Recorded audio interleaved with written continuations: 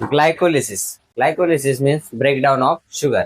आणि क्लास 10 मध्ये आपल्याला ग्लायकोलिसिस दिलेली आहे आणि आपल्याला त्याला लक्षात ठेवायचंय. आता हे लक्षात ठेवण्यासाठी एक सोपीशी ट्रिक आपल्याला घेऊन आलेलो आहे.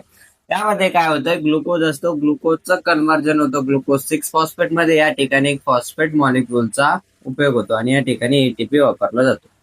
मग ग्लुकोज 6 फॉस्फेटचं कन्व्हर्जन होतं फ्रुक्टोज 6 फॉस्फेट मध्ये. फ्रुक्टोज 6 फॉस्फेटचं कन्व्हर्जन होतं फ्रुक्टोज 1,6 बिस फॉस्फेट मध्ये.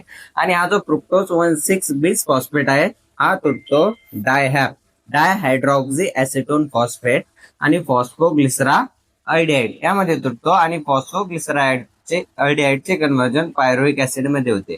आणि हे होत असताना या ठिकाणाहून आपल्याला एटीपी मिळतो. आणि लक्षात ठेवण्यासाठी एक सोपी ट्रिक्स घेऊन आलोय बघा.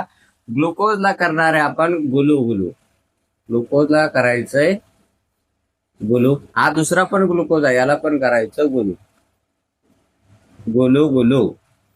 हा फ्रुक्टोज आहे, त्याला करायचं फुरफुर.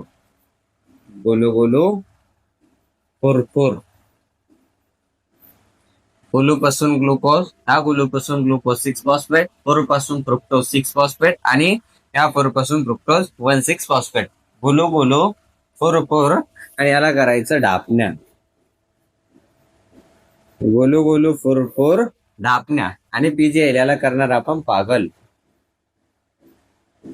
आणि जे पायरुव्हिक ऍसिड आहे याला करायचं पप्पा. आपली ट्रिक्स कशा पद्धतीने झाली बघा. गुलू फुरफुर ढापण्या. गुलू फुरफुर ढापण्या, पागल पप्पा. अशा पद्धतीने आपल्याला ग्लायकोलिसिस लक्षात ठेवू शकतो.